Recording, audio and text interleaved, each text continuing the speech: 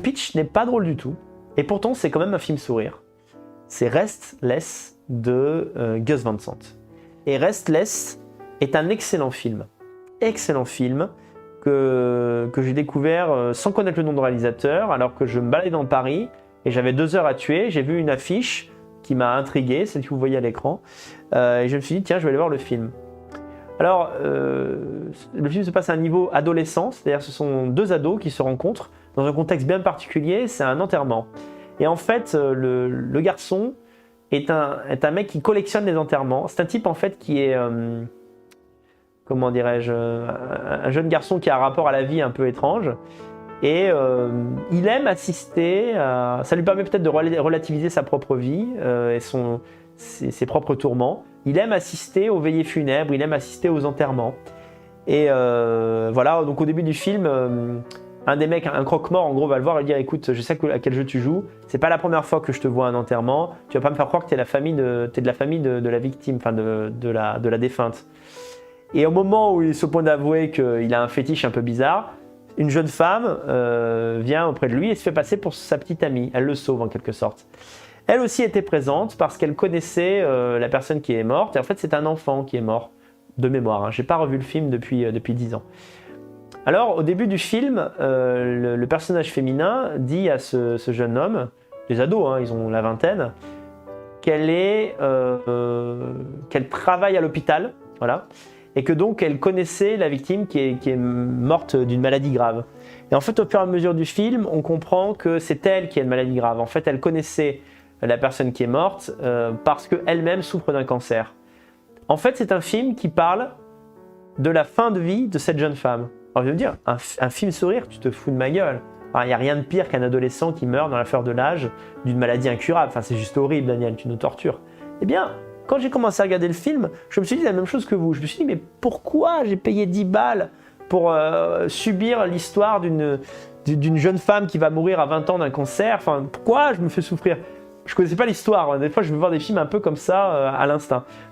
Eh bien, le tour de force du film, et pourquoi je le cite en dernier, c'est que c'est un film sourire, alors que c'est un film qui parle de la mort. C'est un film qui arrive à te faire relativiser le fait même de mourir. C'est si rare, c'est si étrange, et c'est si réussi dans le film. Parce que, vous savez, on dit que, je ne sais pas, je ne suis pas mourant, mais que lorsque vous savez que vous allez mourir, vous passez par plusieurs phases, le déni, la colère, la souffrance, le chagrin, je ne sais plus exactement dans quel ordre. Mais je sais que le dernier stade, c'est le renoncement. C'est-à-dire ce moment où vous avez dépassé le chagrin, vous savez que vous allez mourir, vous avez fait le deuil de vous-même, et donc vous allez apprécier les moments qui restent.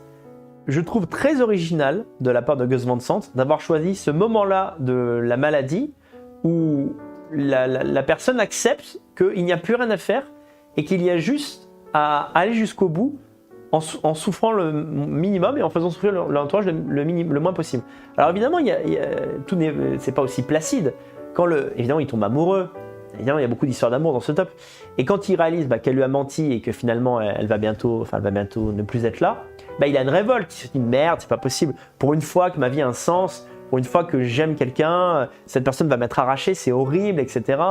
Oui, j'ai oublié de dire aussi qu'il y a une part de fantaisie dans le film aussi. Le personnage masculin a un ami imaginaire japonais, voilà, qui parle.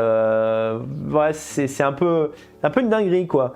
Et il se normalise et il découvre la joie de vivre auprès de cette... dit comme ça paraît complètement con, mais auprès de cette femme qui est sur le point de mourir, de cette jeune femme dont il tombe éperdument amoureux, eh bien, il découvre cette joie de vivre qu'il n'avait pas en lui-même. Donc finalement, le cadeau que lui fait cette femme avant de passer dans l'autre monde, c'est de lui montrer que la vie est belle et qu'il faut la vivre. Hein, je me rends compte que dit comme ça paraît complètement nul, mais c'est juste beau, quoi. C'est juste beau, ce film est beau. Ce film est beau, les personnages sont beaux. Il n'y a pas une once de laideur dans ce film, quoi, de laideur morale, de laideur esthétique. D'ailleurs, Gus Van Sant revient à une dramaturgie très classique, c'est-à-dire c'est un film qui n'est pas du tout expérimental, on a peine à croire que c'est Gus Van Sant qui l'a fait, ou c'est le Gus Van Sant du début. Souvent, les réalisateurs tentent des trucs, et finalement, c'est toujours dans les vieux pots qu'on fait les meilleures recettes. Voilà, le film a somme toute une dramaturgie assez classique, est filmé de manière classique. la mise en scène n'est pas particulièrement mémorable, mais en tout cas c'est un film de cinéma, on va dire. En fait, c'est ce que devrait être, petite lâche cinématographique, c'est ce que devraient être les films de Xavier Dolan et qui sont pas, quoi. C'est-à-dire que Xavier Dolan fait de la fausse simplicité, en réalité, c'est un poseur qui fait des films, selon moi, la plupart du temps faussement émouvants, comme celui où on parle de sa momie, là.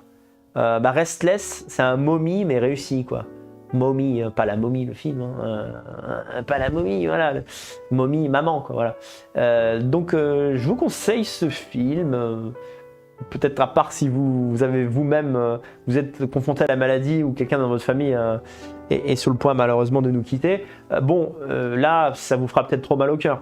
Mais si vous ne vivez pas vous-même ces situations, vous aurez le recul nécessaire pour apprécier ce film qui est passé complètement inaperçu, mais qui est un très beau film de cinéma, qui est un film sourire à tendance dramatique, mais finalement pas tant que ça, et qui réussit le tour de force de ne pas être ridicule, alors qu'à la fin, bon évidemment, le personnage, la jeune femme meurt, et son petit ami lui rend hommage dans un sourire alors qu'il s'agit de son enterrement. Et je me suis dit, putain, ça c'est vraiment une réussite de cinéma, quoi. Réussir à faire un film qui te parle de la mort, qui ne soit pas triste à pleurer alors que c'est la mort d'une jeune femme, c'est magnifique. C'est une agréable surprise que je vous conseille, donc ce film de Gus Van Sant, Restless, je te le conseille.